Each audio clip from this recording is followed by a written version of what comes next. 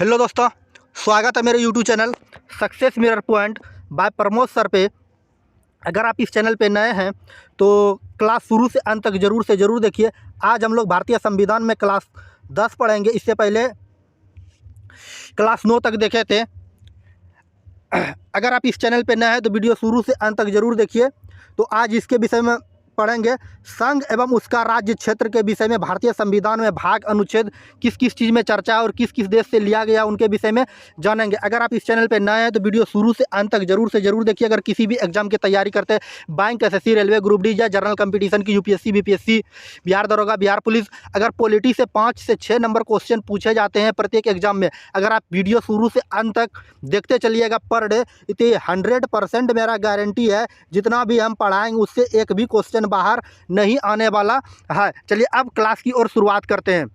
यहाँ पढ़ेंगे संघ एवं उसका राज्य क्षेत्र के विषय में पढ़ेंगे। संघ एवं उसका राज्य क्षेत्र के विषय में जब जानते हैं तो सबसे पहले आता भाग 1 में संघ एवं राज्य क्षेत्र की चर्चा की गई है। अनुच्छेद की बात करें 1 से लेकर 4 तक संघ एवं राज्य के विषय में चर्चा किया गया है। अब एक एक अनुच्छेद के विषय में जानेंगे। 1 नंबर अनुच्छेद जो है भारतीय संविधान में, अनुच्छेद 1 क्या कहता है? भारत राज्यों का संघ है। क्या कहता है? अनुच्छेद में किस चीज़ की चर्चा है? भारत राज्यों का संघ है। Union of the state, union of the state की चर्चा है किसमें? अनुच्छेद 1 में। तो परीक्षा में पूछा जाता है अनुच्छेद 1 में किस चीज़ की चर्चा है? भारत राज्यों का संघ है। या कभी कभी अंग्रेजी में दे देते हैं union of the state, Hindi में इस तरह से लिख दिए जाते हैं या कभी कभी अंग्रेजी में भी देते हैं। तो इस तीनों पॉइंट को आप याद रखिएगा। अगर इसको याद रखते हैं, अगर पॉलिटी से क्वेश्चन बनता है तो यहाँ से अगर 1 नंबर की पूछने की संभावना है। इनके बाद चलिए नेक्स्ट पॉइंट की ओर आते हैं। अनुच्छेद 1 की बात आता है तो कनाडा के संविधान से लिया गया। अनुच्छेद 1 जो है ये भारत राज्यों का संघ है, ये कनाडा के संविधान से लिया गया है। और राज्यों की पहली अनुसूची है। राज्यों की पहली अनुसूची कौन सी है? तो अनुसूची 1 है। और अनुच्छेद 1 है भारत राज्यों का संघ है। ये 3 प्रकार के होते हैं। 3 प्रकार के क्षेत्र, कौन कौन से क्षेत्र की चर्चा की गई है उनके विषय में जानेंगे। सबसे पहले बात करते हैं परिसंघ की। परिसंघ की, इसके बाद संघ, संघ मतलब हो गया स्टेट, राज्य। इसके बाद निर्माण की बात करता है, राज्य का जो निर्माण करेगा आम जनता करेगा। इसके बाद फिर संघ का बात किया गया है।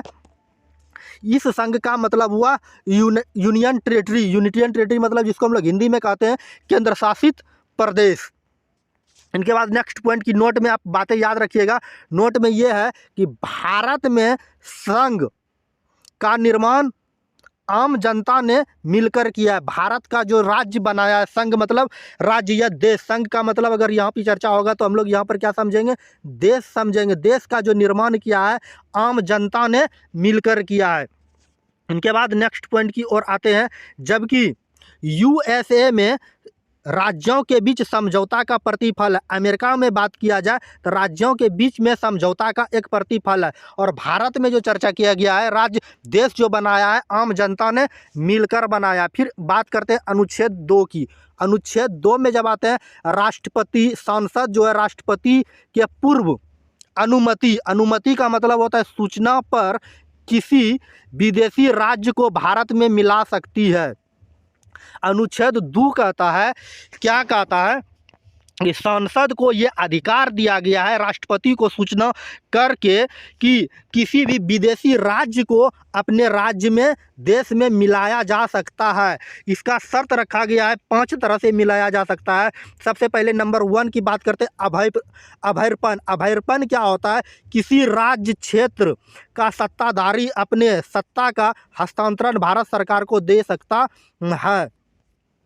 या कोई भी देश है, जैसे कि बात करते हैं कि 16 मई या मई हो गया, मई होना चाहिए, मई 1975 ईस्वी में सिक्किम का जो वहाँ का चोंगियाल का शासक था, वहाँ पे सिक्किम जो अलग एक देश हुआ करता था किसी समय 1975 ईस्वी से पहले, तो वहाँ का जो शासक था चोंगियाल ने, उन्होंने विलय पत्र के माध्यम से भारत को अपने अंदर अभयर्पण के माध्यम से अपना राज्य को परिवर्तन किसके कारण, किसमें दे दिया है? भारत में दे दिया है। बात समझे? जैसे और एग्जांपल, जैसे बांग्लादेश आज एक प्रकार का देश है।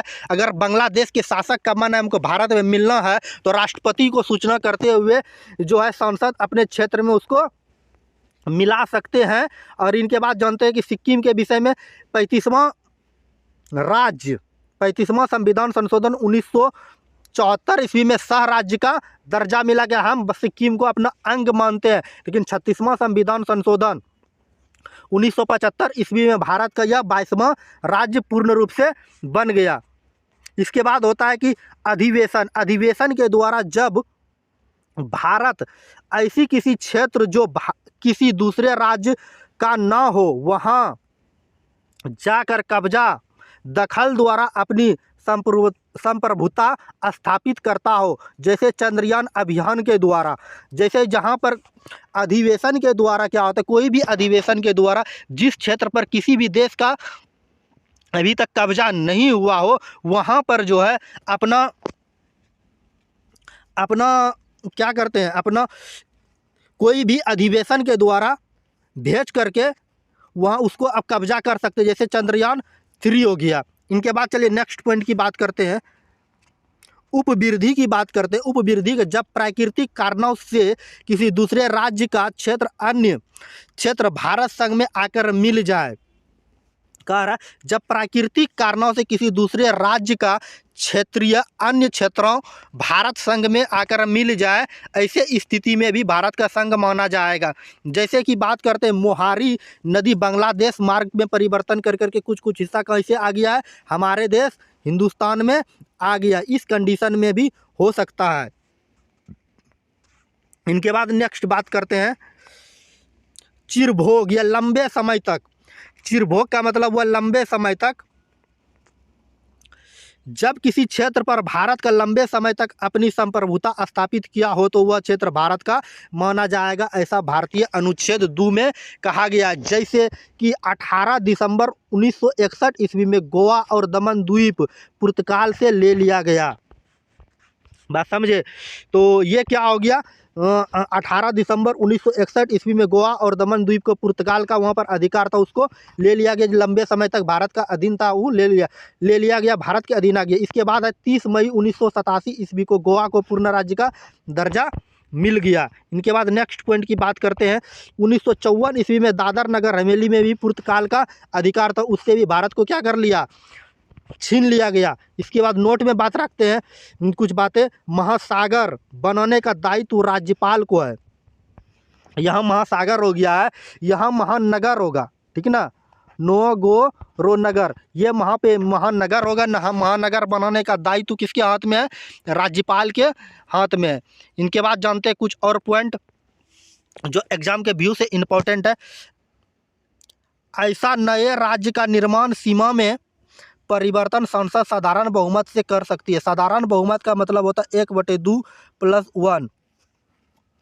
ऐसे विधेयक बनाने से पूर्व राष्ट्रपति की अनुमोदन या पूर्ण अनुमति लेना आवश्यक है। संसद में विधेयक रखने से पूर्व या पहले संबंधित राज्य का मत जानने की आवश्यकता होती है, लेकिन इसका निर्माण केंद्र पर बाध्यकारी नहीं होता है। राज्य भी इस प्रकार के प्रस्ताव पर विचार करने के लिए बाध्य नहीं होता है। इनके बाद अनुच्छेद 3 पे आते हैं। अनुच्छेद 3 पे जो है चर्चा, इसके तहत भारत में राज्य क्षेत्र में उपस्थित राज्यों क्षेत्रों का नाम सीमा में परिवर्तन किया जा सकता है। यह परिवर्तन संसद के द्वारा संपन्न होती है।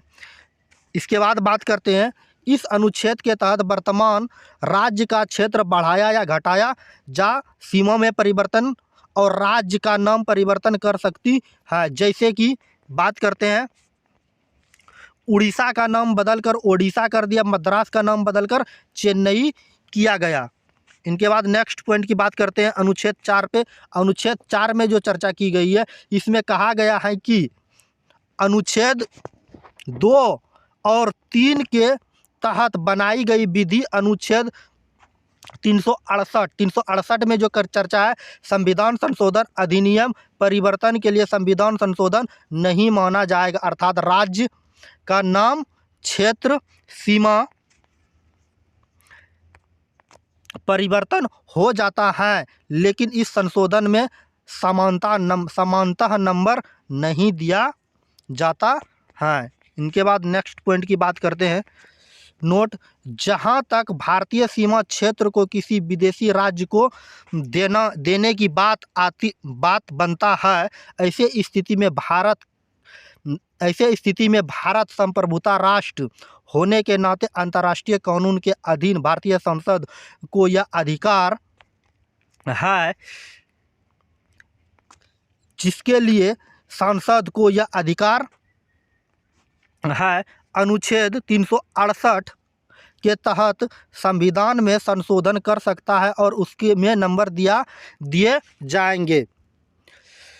यदि सीमा विवाद का साधारण किया जाता है तो यह राज्य क्षेत्र में आपूर्ति नहीं माना जाएगा। इनके बाद नेक्स्ट पॉइंट की बात करते हैं। इसके लिए अनुच्छेद 368 के तहत मंत्रिमंडल का अधिकार दिया गया है। नेक्स्ट पॉइंट की देखते हैं। जैसे कि हम बात करते हैं, श्रीलंका का कच्चा द्वीप बांग्लादेश को 3 बीघा गलियारा, श्रीलंका का कच्चा द्वीप और बांग्लादेश का 3 बीघा गलियारा भारतीय क्षेत्र से दे दिया गया। इनके बाद बात करते हैं अनुच्छेद 2 और 3 में क्या अंतर है। अनुच्छेद 2 में भारतीय में नए क्षेत्र को शामिल करने की बात कही गई है जो भारत का हिस्सा नहीं था। याद रखिएगा, अनुच्छेद 2 में किस चीज़ की चर्चा किया गया, भारत में नए क्षेत्र को शामिल करने की बात कही गई है जो भारत का हिस्सा नहीं था, जबकि अनुच्छेद 2 में पुराने सीमा में परिवर्तन कर नया राज्य स्थापित करने की बात कही गई है। इनके बाद चलिए नेक्स्ट पॉइंट की बात करते हैं। अफगानिस्तान और पाकिस्तान के बीच डुरंड रेखा खींची गई है 1893 ईस्वी में। भारत से बर्मा को अलग किया गया 1935 ईस्वी में। भारत और पाकिस्तान को अलग किया गया 1947 ईस्वी में। इस कंडीशन से किया जा सकता है। इनके बाद चलिए नेक्स्ट पॉइंट की बात करते हैं। भारत को मिलाने में योगदान किस चीज़ का है। सबसे पहले जब हमारा भारत देश आज़ाद हुआ उस समय भारत में जो थे 552 प्रांत थे। तो 3 गो महत्वपूर्ण व्यक्ति का नाम आता है जब भी भारत को मिलाने की बात आती है। तो सबसे पहले सरदार वल्लभ भाई पटेल, वीपी मेनन जो कि एक IAS अधिकारी थे, और माउंट बेटन, ये तीनों व्यक्ति को भारत में मिलाने का महत्वपूर्ण योगदान था। बात समझे। उम्मीद है ये समझ में आई होगी। अगर वीडियो अच्छी लगी तो लाइक ज़रूर से ज़रूर कर दीजिएगा। अगर आप इस चैनल पे नए हैं तो हमारे यूट्यूब प्यारा सा छोटा सा यूट्यूब चैनल को सब्सक्राइब कर लीजिएगा।